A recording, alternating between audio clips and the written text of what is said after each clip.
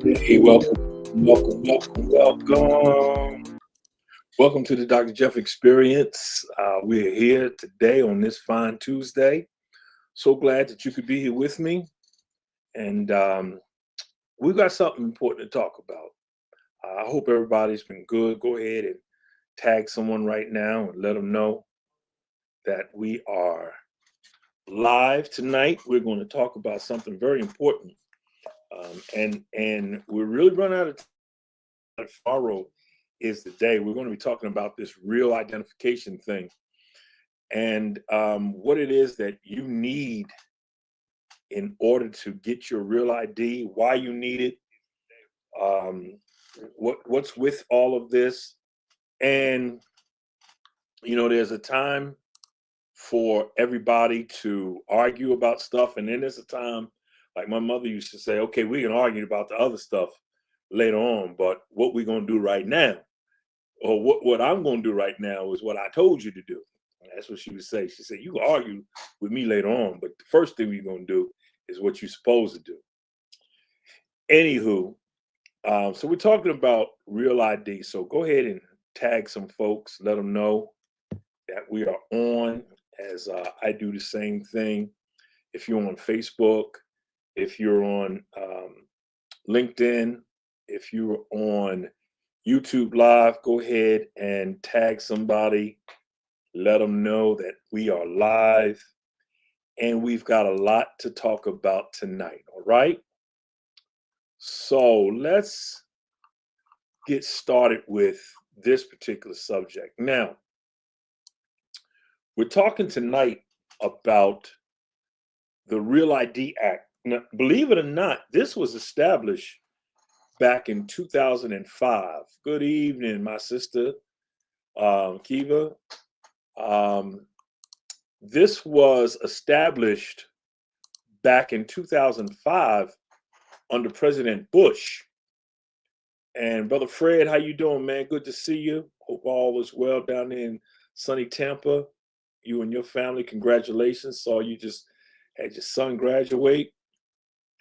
So we're talking about this Real ID Act, which goes into effect tomorrow, May the 7th, 2025. This Real ID Act was passed in 2005. And what it does is it establishes security standards for the state issued driver's licenses and identification cards. Okay. It is what they call, when I say they, the government, it's a compliant identification that is required to board domestic flights and access certain federal facilities.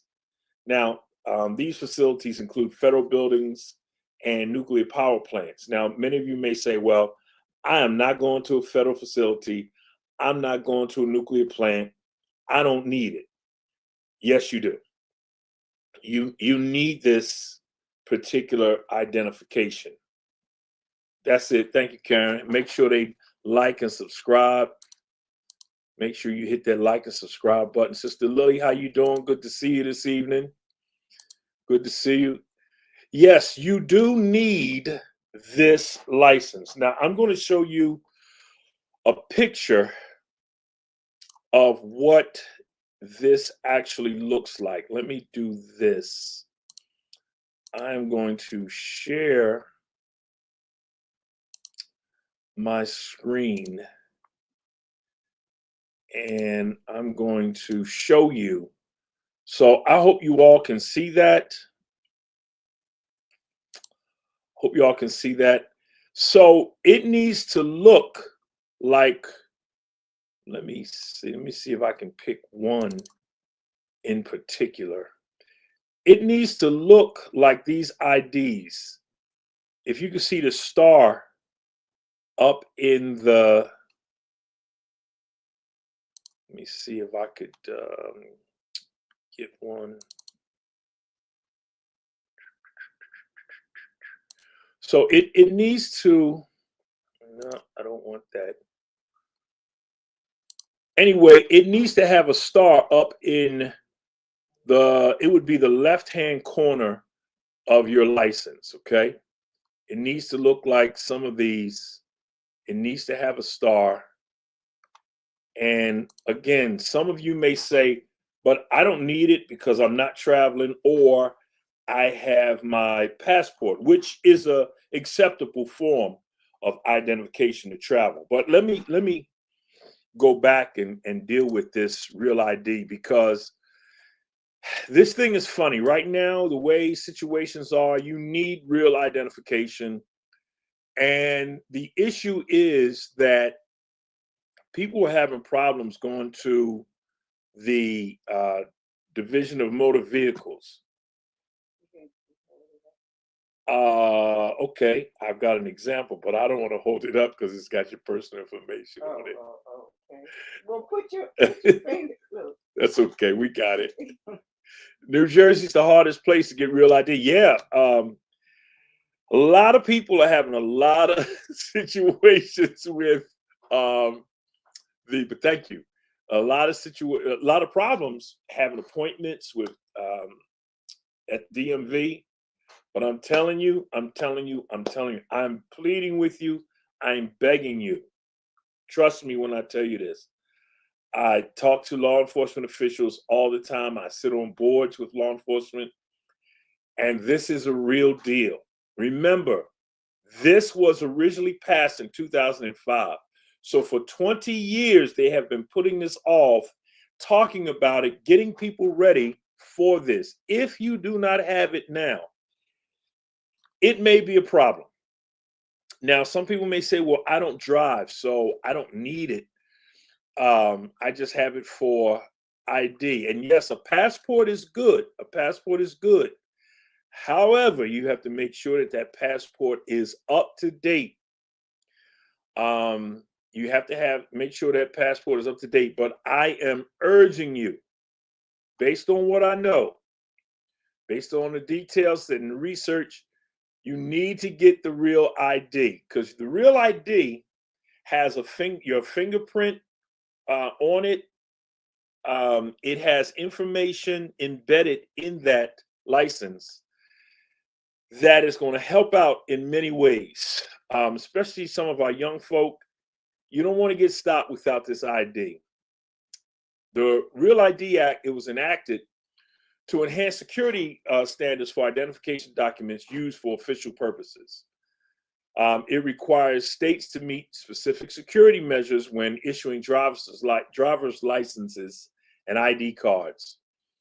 They include verifying personal information, implementing security features on the documents, and sharing data between state databases. And a lot of people may say, yeah, but I don't want to give government my information. They already got it. If you're online right now, they already got it. You got a cell phone, they already have your information. So stop with that. So all domestic flights right now, domestic and foreign, you do need real ID or another form of identification like a passport.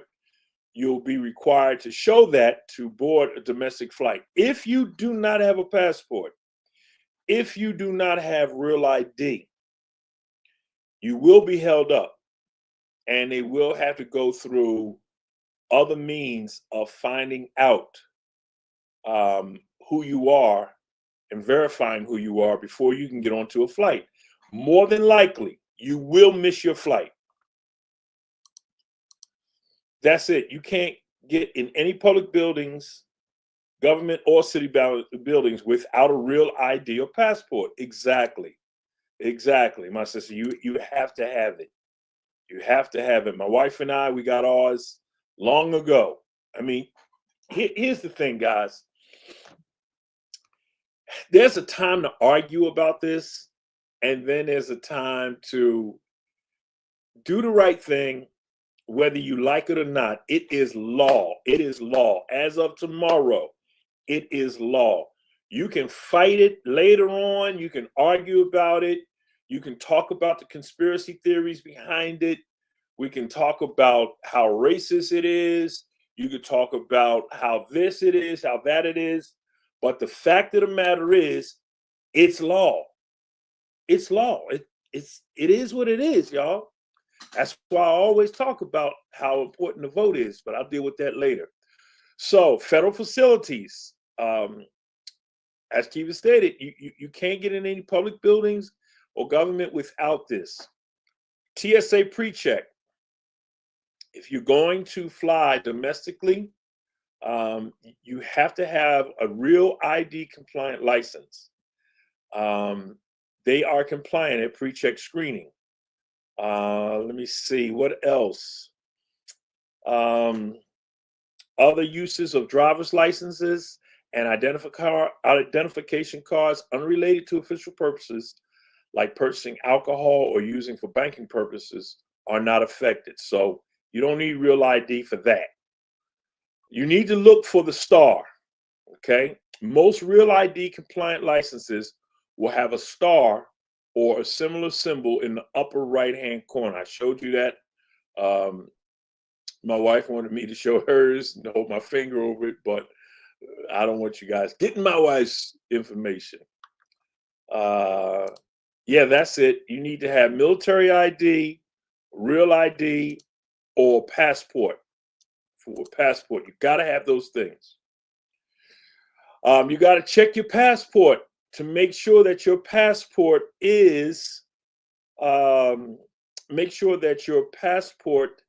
is up to date.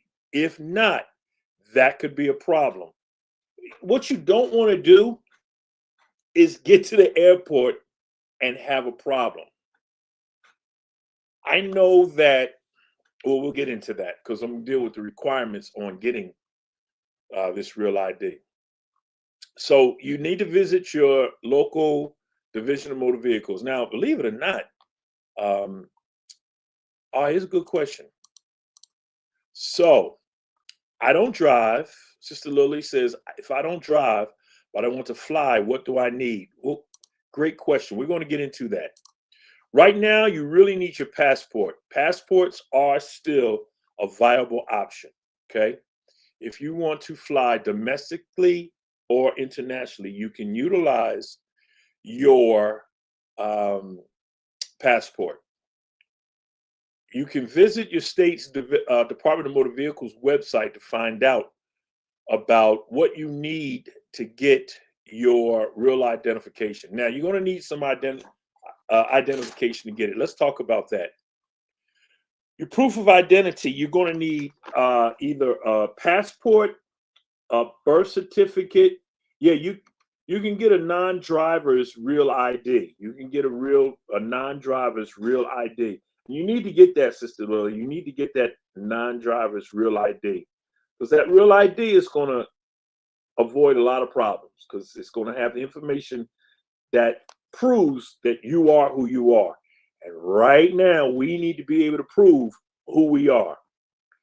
But in order to get some of the things that you need in order to get this real ID, you have to have proof of identity first. You can bring your United States birth certificate, your original, not a copy. You can use your passport or your permanent resident card, your green card, if you're a non-US citizen.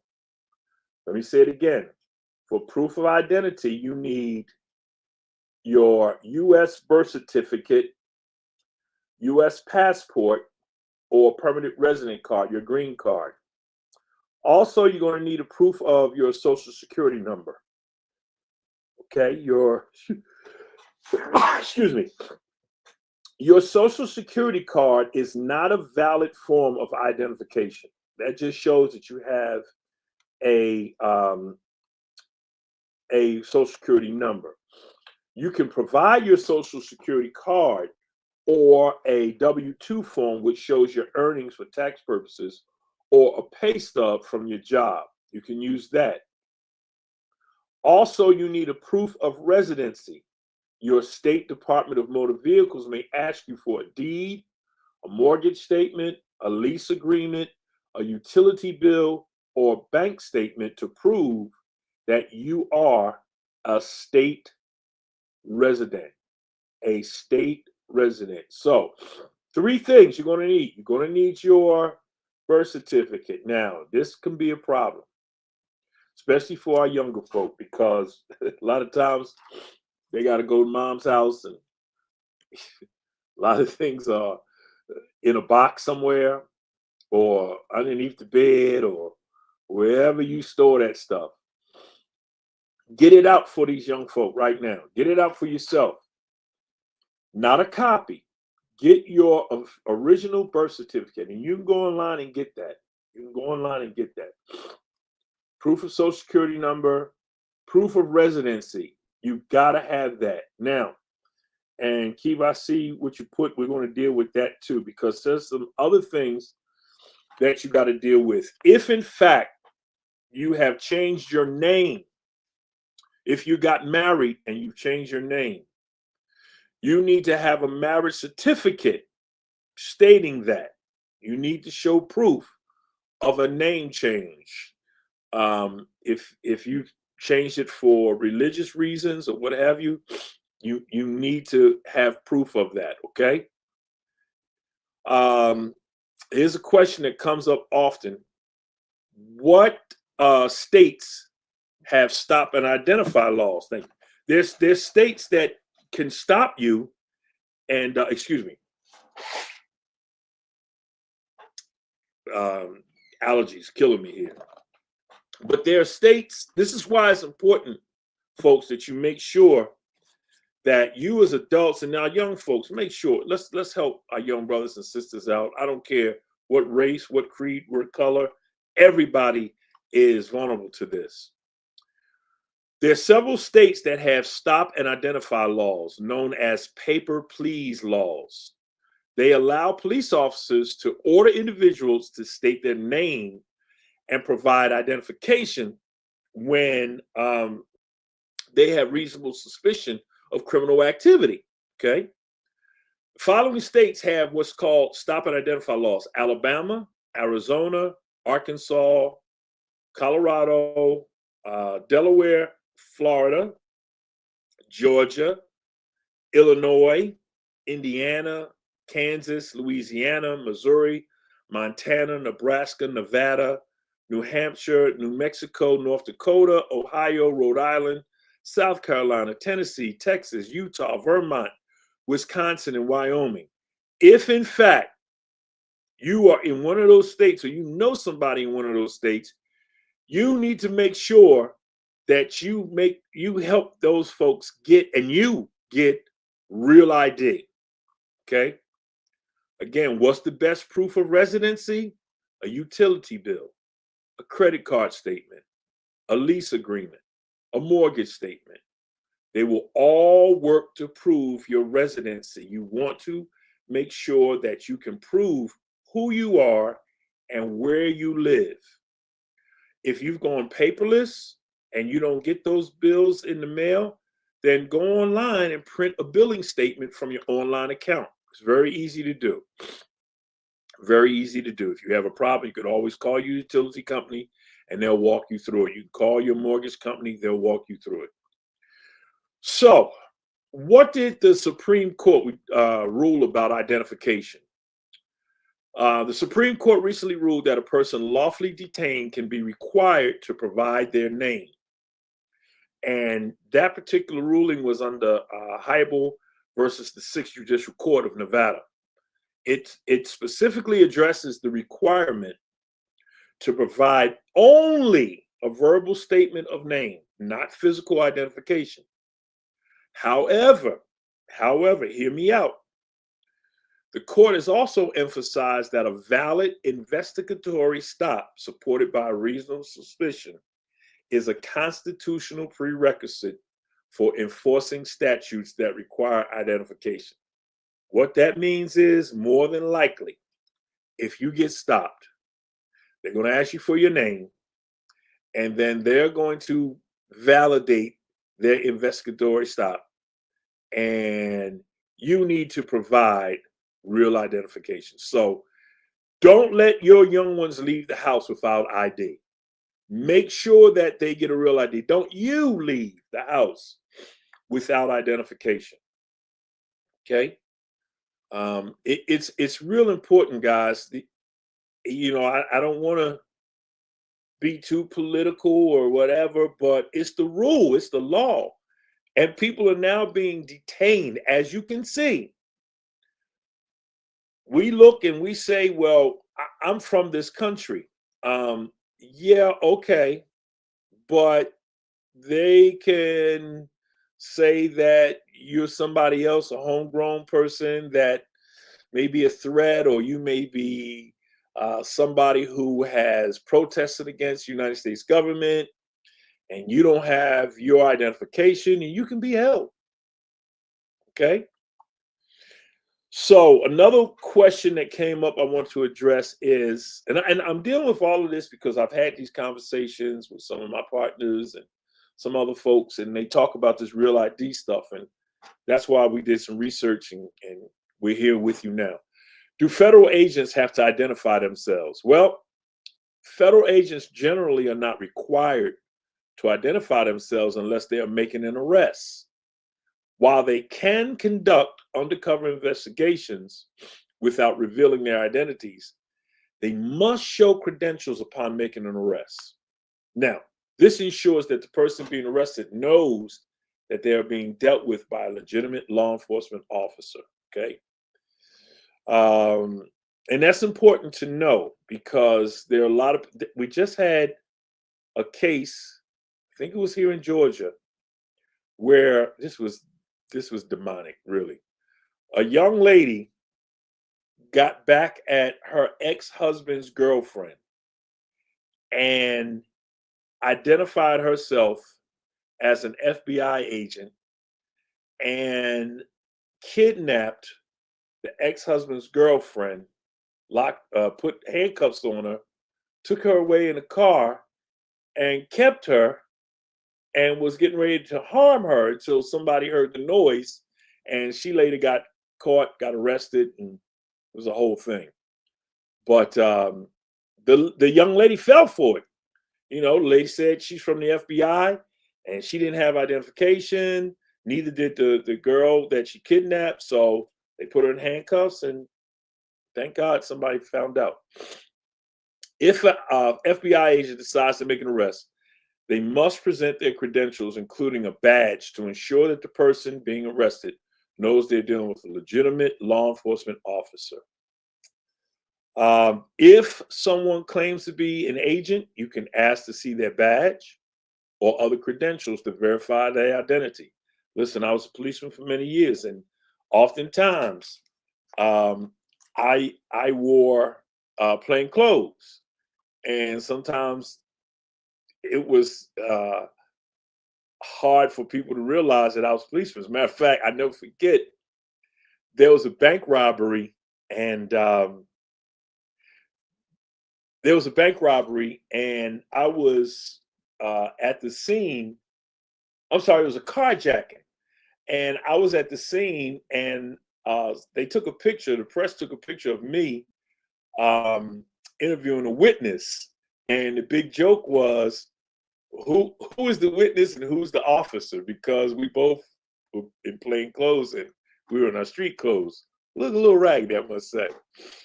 But you got to have identification, and you got to let the person know that you are an officer. Anyway,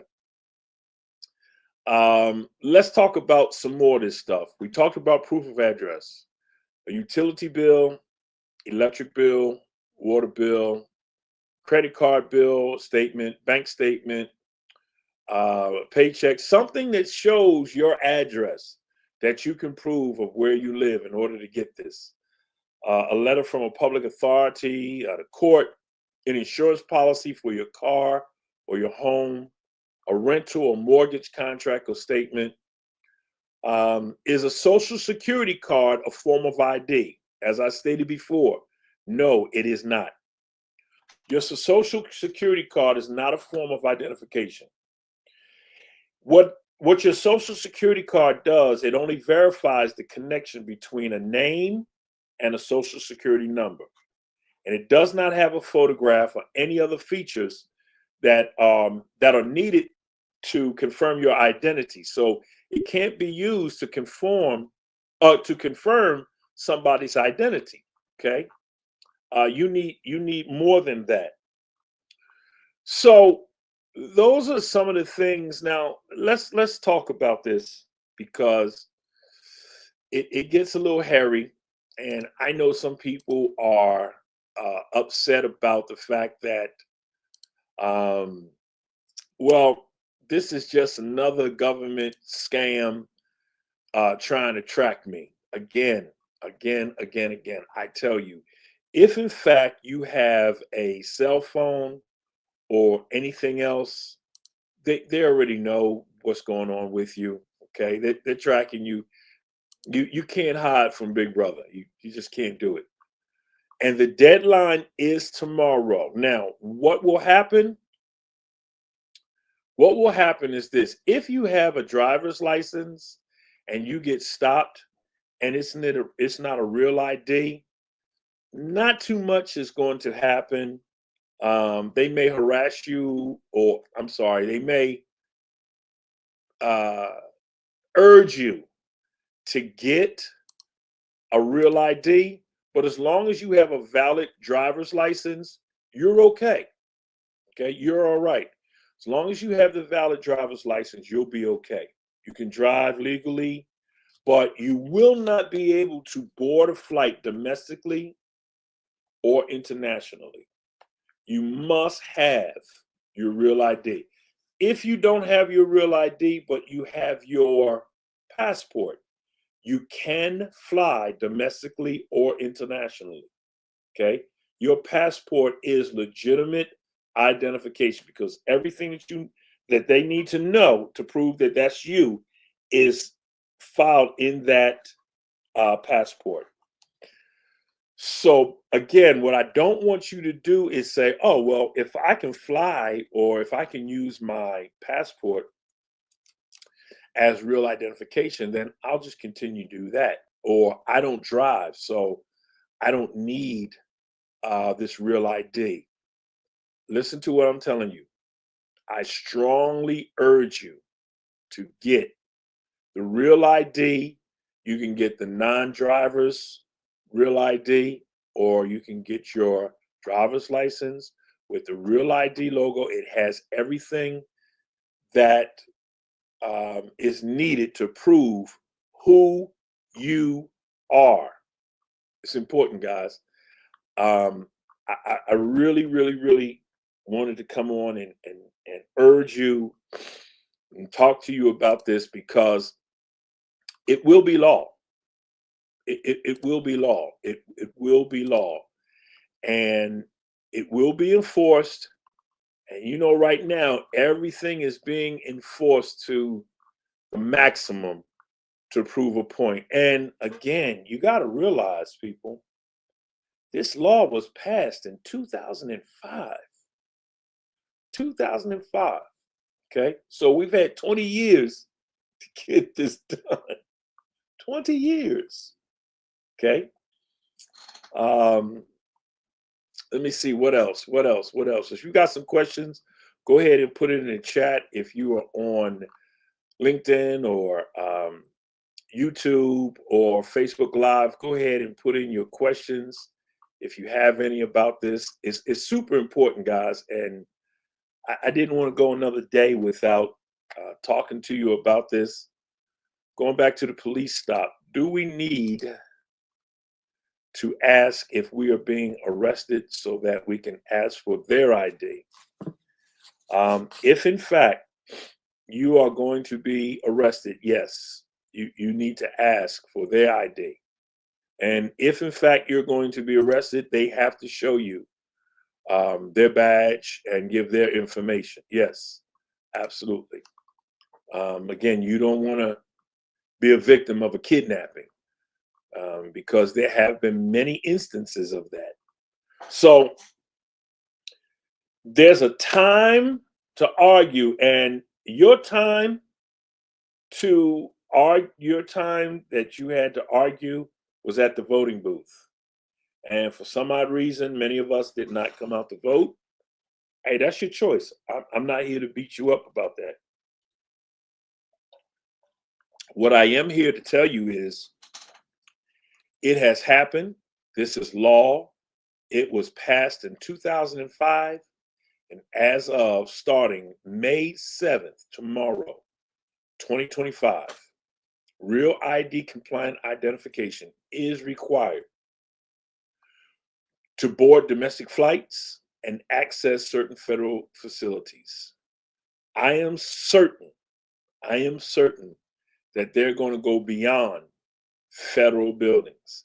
And real ID is going to be the ID of the day.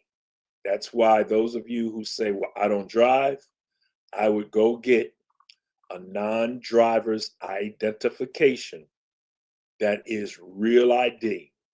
I would go to your local division of motor vehicles and get this done.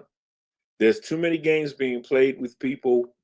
You don't want to get caught with any problems.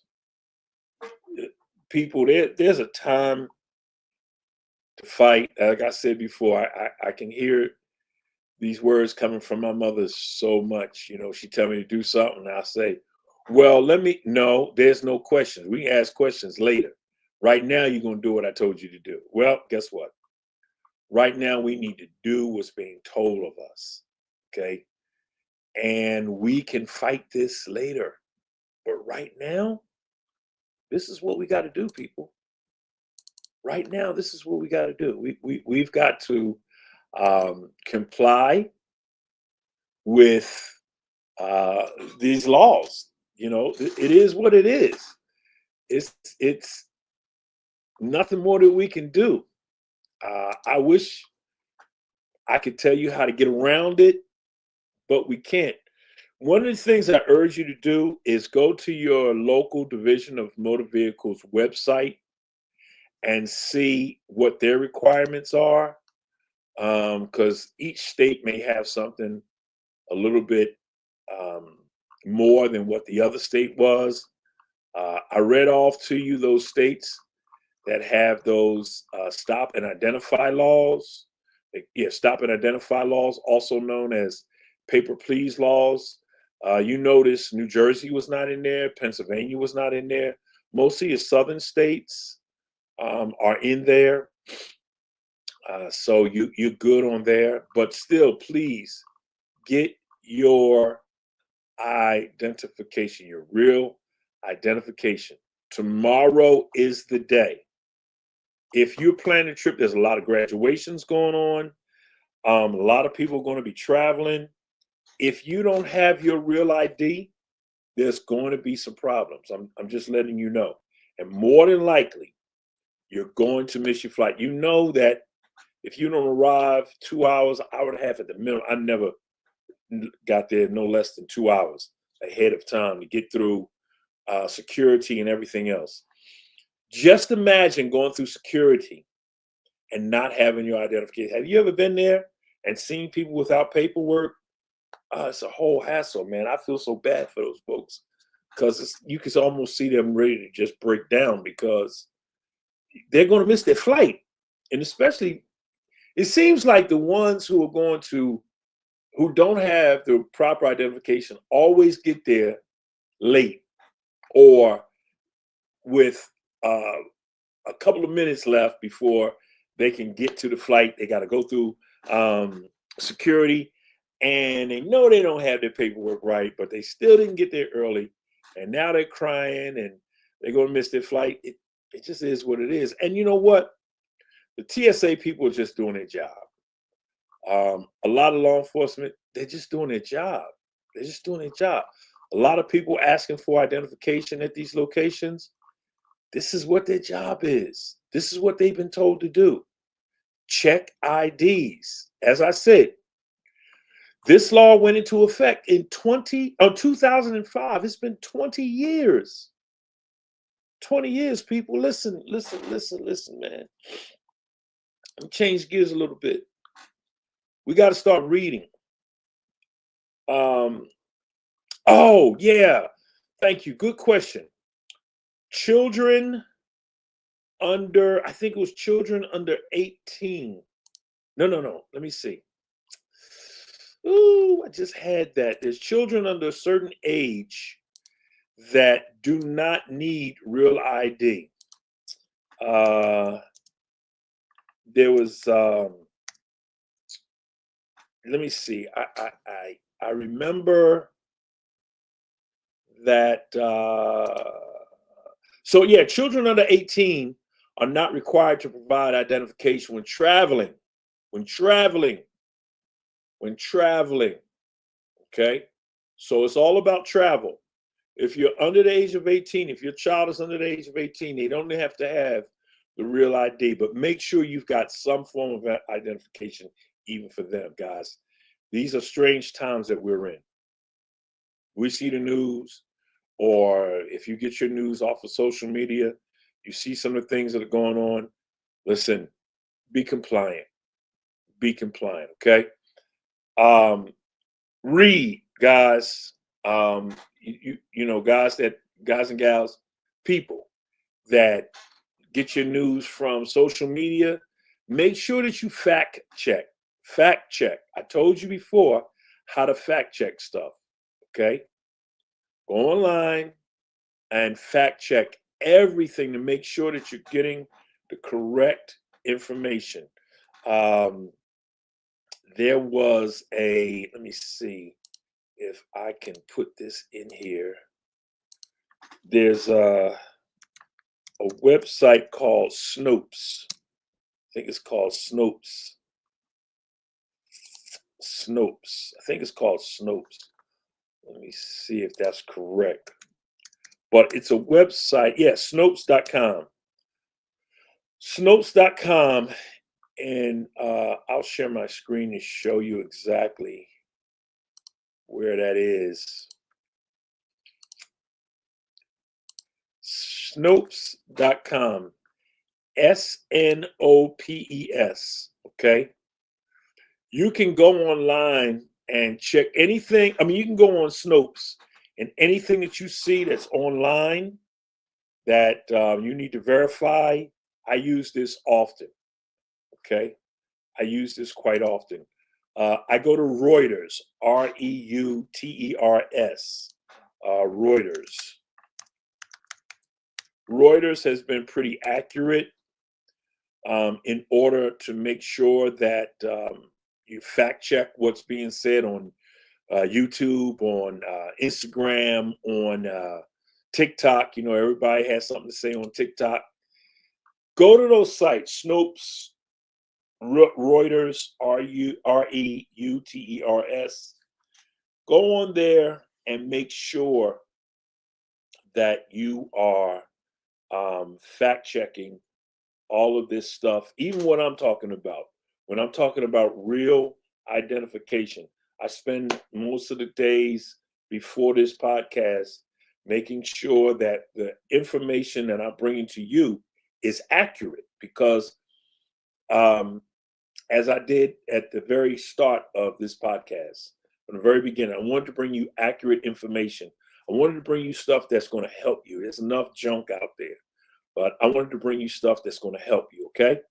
So, I'm not going to keep you long tonight, but there's another thing that I wanted to talk about. If you got any questions, any more questions about this Real ID, hit me up. I'll be on for a minute. But I want to talk to you about, so my wife and I, we went to see the highly talked about film called Sinners. Great film. Great film. Great film.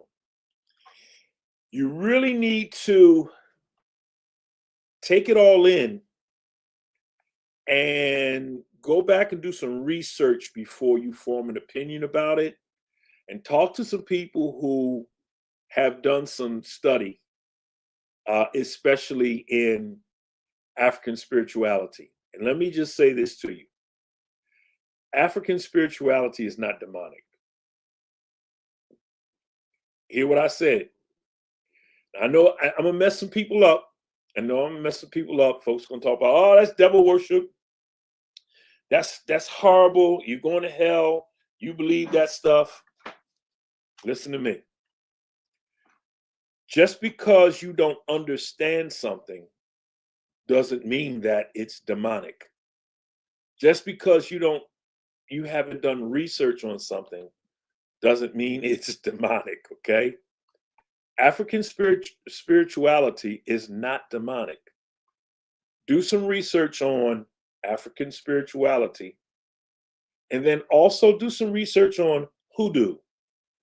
HOODOO. Let me put that in here. Okay, so you guys will know what I'm talking about. African spirituality, hoodoo.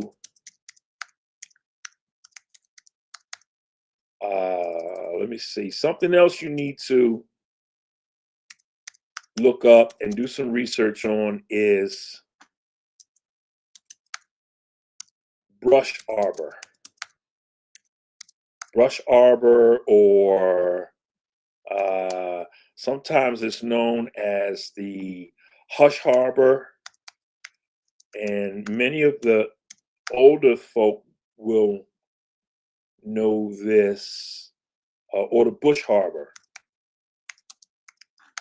Okay. And also look up and do some research on the ring shout. Okay. Here's some things you need to look at to get an understanding of some of the things that are dealt with in that film. Hoodoo, not voodoo, hoodoo. And you'll be shocked to find out that some of the very things that you do in your church are derivatives of hoodoo. They're derivatives of African spirituality. They're derivatives of the brush arbor. They're derivatives of the ring shout. When you see folks catching the Holy Ghost or getting happy, it comes from the ring shout. Okay. Yeah, there are many podcasts and YouTube posts that give interpretations of the movie that are very informative. Thank you. Thank you so much. I say to you, and we got to be so careful, because I'm listening to some people, and I listen intently to people. I've listened as I've aged. I listen more than ever, and it's difficult because everybody has an opinion on something. And I'm not giving you opinions, folks. I'm giving you facts, and I'm giving you the roadmap to enlighten yourselves so that you can form your own opinions and educate yourself on things before you go out and say something and don't look too well. So I'm talking about the movie Sinners. Great movie. Had a lot of different themes in it, a lot of different symbolisms. But do your research before you go out and call something that is not. African spirituality is not demonic. It's not demonic.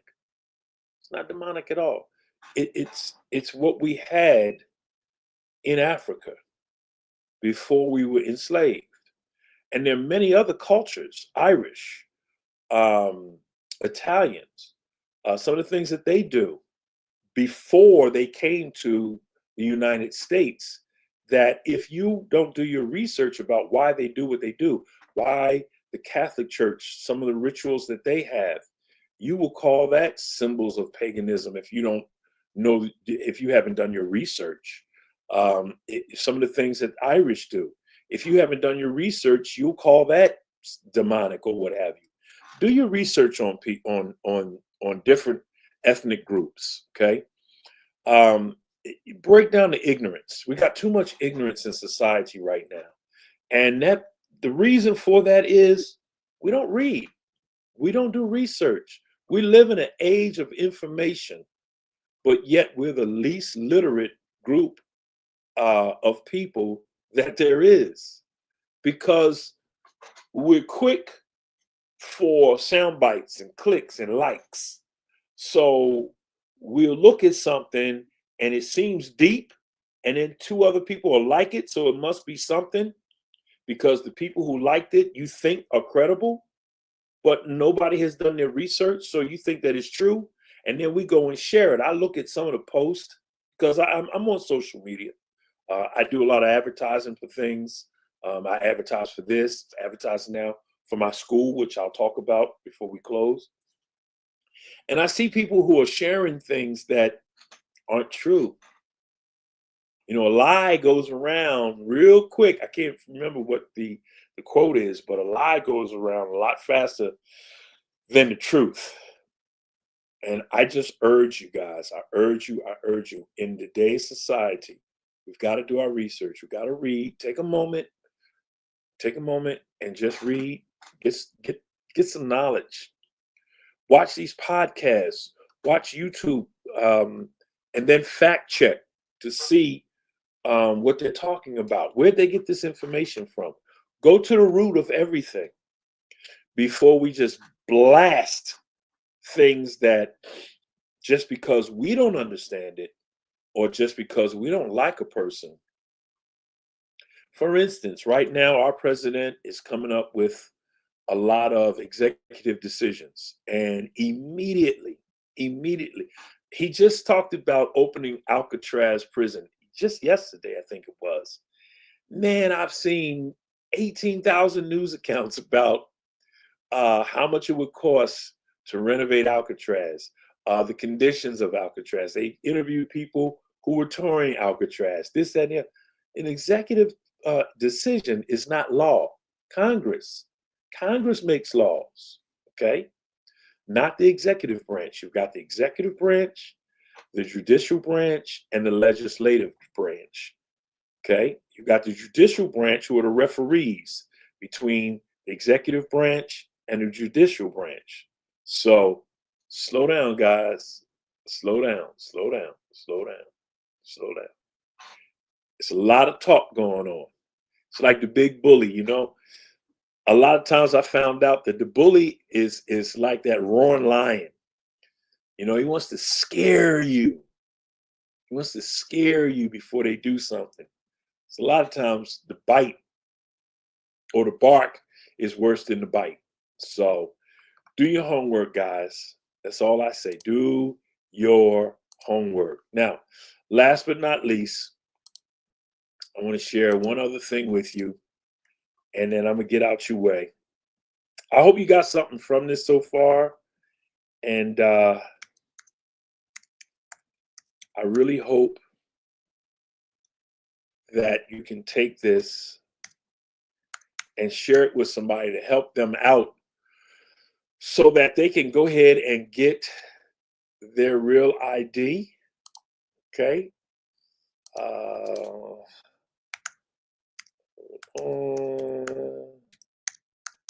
I'm going to share with you some information that I want you to have. And this will be the last time that I'll be sharing my screen tonight. But we're very proud of this. We have, after much research, we've opened up what's known as the Fauntleroy Institute. Now, the Fauntleroy Institute, what it is, and I'll go ahead and show you. The Fauntleroy Institute deals with ministry and leadership, okay? And I'll just read this to you.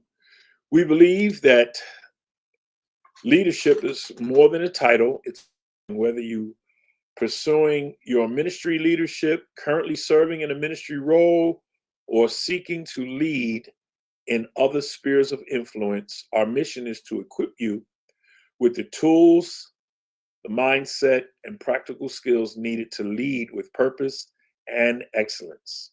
We specialize in hands-on, real-world training, and that goes beyond theory. Our programs are designed to empower you to make a meaningful and lasting impact in your community, your ministry, and your industry. Join the movement of forward-thinking leaders who are committed to making a difference, not just in what they do, but in how they serve. At the completion of your coursework, you will receive a certificate of completion along with an official letter of recommendation from our founder, if requested. This letter will include comprehensive details of your coursework and grades throughout the program. We're proud of your achievements and look forward to seeing where your journey takes you next. Okay, so that is, and there it is. I'm the founder. It's got my information, got our mission, and vision statement, trustees. And let me tell you something. We've got high-powered people. We've got folks with PhDs, doctorate of ministries, people with bachelor's degrees, people with 40 or more years of industry experience. This is a great opportunity for many people. These are college courses. These are college courses, college level courses that we are bringing to you. You have an opportunity to take these courses. And here it is. We have discounted summer session available for the first 20 students. 3 sessions we're going to be dealing with from June to August. Ministry and community partnerships. This course explores the theological, historical, and practical dimensions of ministry and community partnerships with a particular focus on the role of the urban church. Students will examine strategies for building sustainable collaborations that address social justice, economic development, and community well-being. Through readings, discussions, and practical assignments, students will gain tools to foster impactful partnerships. So the first 3 classes for the summer will be ministry and community partnerships, ministry and social justice, and community organizing in urban areas. And I am happy to let you know that we are now seeking accreditation.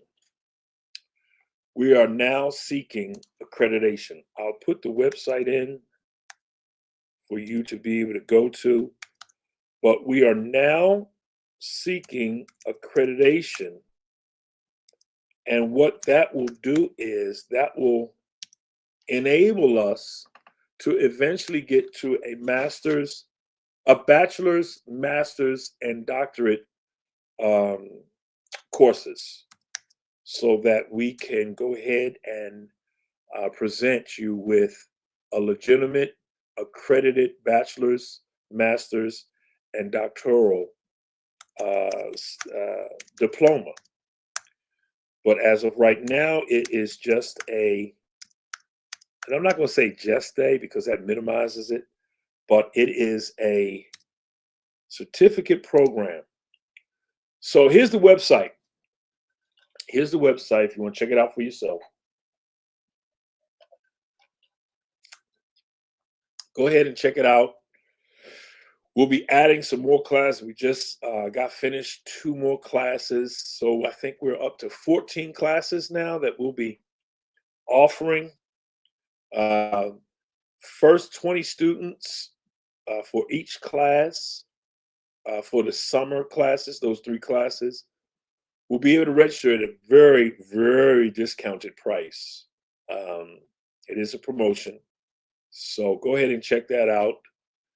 So thank you. I hope you got something from this. I wanted to talk to you about Real ID, the importance of real identification. Go back and review this podcast, see what it takes to get your real identification. This starts tomorrow, and they are not playing with this.